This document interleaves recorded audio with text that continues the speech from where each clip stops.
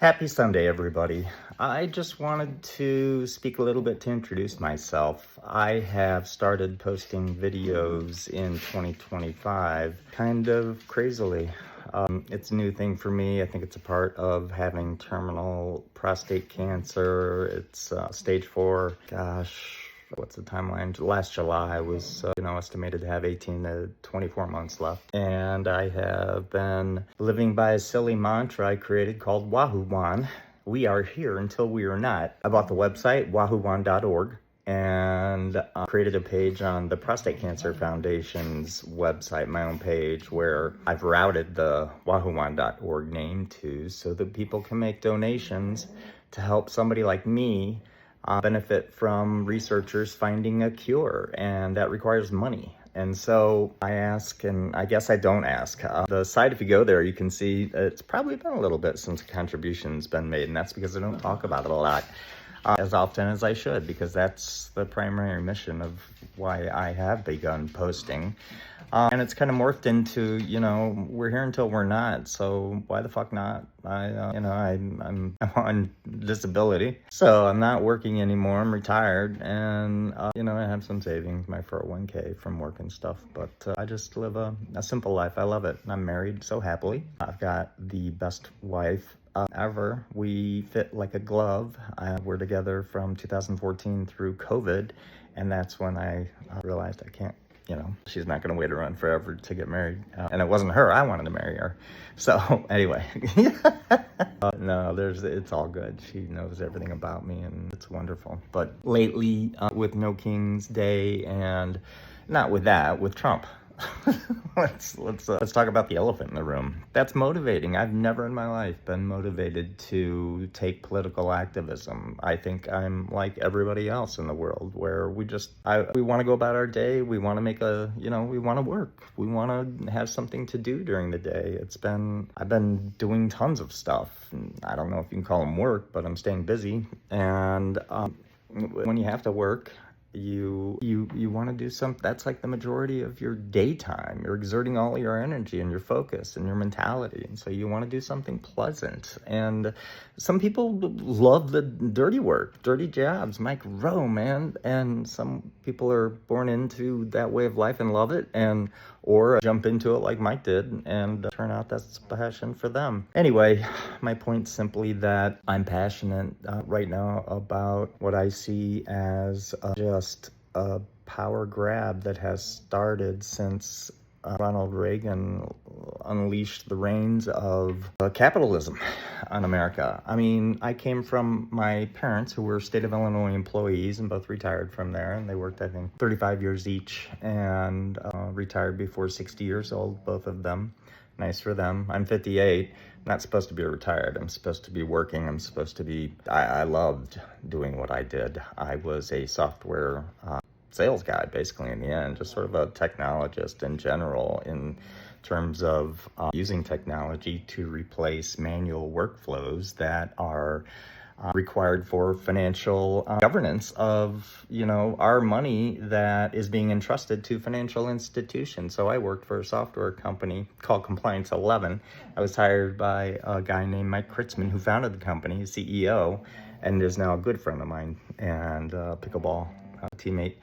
And anyhow, it's just, I don't know. I guess at this point, my goal is to join in with the other people that are like me in 2025 and have had enough of this government performing acts of cruelty on its people. I was born and raised and lived in this country that was the ideal nation across and around the world, even though the older you get, the more you realize what a facade that most of it's been, and it's always been a power grab, but now the covers are off, and we can see that, Jesus, how far they'll go to bullshit us for power and their money grab.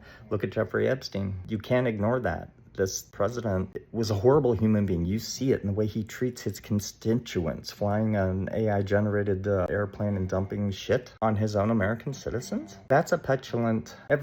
Everything about him is petulant and wannabe king-like, and that's what the whole point of it is. But anyway, that's how I'm going to choose the rest of my time here, is to advocate and educate others like me that haven't done this before. I've learned one of the great things, best things that we can do is to continue to apply pressure on our congresspeople and senators, our government representatives, no matter if you're in a blue zip code or a red, doesn't matter. That's what they listen to. That's the top of their radars. What's the pulse of the week? What are people saying? So 5calls.org is a fabulous tool that just lays it out there for you. It gives you a choice of things that you feel most passionate about and want your representation to focus on. And I'd say right now, let's get the pedophile out of the house. Let's get this convicted rapist out of the White House. He's the most inept president we've ever had in the history of our country. That's not just my opinion. I read a lot. I'll quote sources. I know I'll get called on that, and I'll ignore it because I don't care. No, anyway, you know it's true. WAHUWAN. We're here until we're not. Hope these are interesting.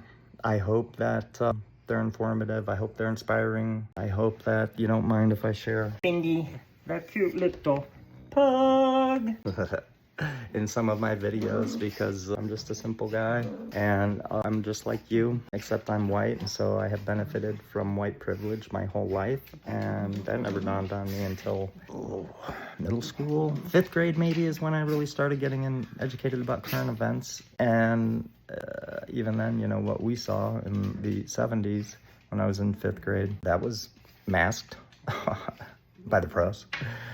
You know, that's not a dig at today's press. You know, I take that back. I'll cut that out. And it's true. I'm not going to cut that out.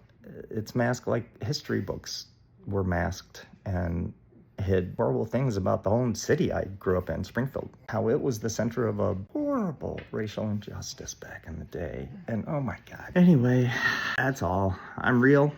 I live in Northbrook, Illinois, Ferris Bueller's hometown. Got 4 beautiful daughters. One I just found out about last year on Ancestry DNA. She's my flesh and blood, man, and she's got a baby girl, my granddaughter, so who is 5 years old. And we have it's like I've said many times, and this is the way I feel as a father, you know, with my other daughters who I knew I was having. As soon as they were there, I loved them, and even before. And it's the same with Caitlin. I found out about her at 32. I love her. She's my daughter, and she's amazing. She had some good grandparents that raised her. Anyway, that's a story for another day, or maybe I shared it already. I don't know. But I just want people to be able to get along, you know, be decent to one another. These ice masked men, that is such, think about that for a second. Your identity is unknown, and you're tasked with making these guys look like they're rioting. So piss them off, shoot them with pepper balls, that's okay. And that's now being recorded on videos and played back to the public, and there's no charges. We don't know who did it. They're masked. What? The things that make you go, what the? All right, I better wrap it up. But that, I just kind of wanted to share a lot about me, I guess. A little, I don't know how much. There's way much more, but it's not about me now. It's about helping people to get out and get rid of this scumbag in the White House. So let's call it like it is. He's a pedophile. He's a rapist, convicted. He's no leader for this country. And he's a tumor on the idealism that is the United States of America and what we pledge in our Pledge of Allegiance. Liberty and justice for all. WAHUWAN.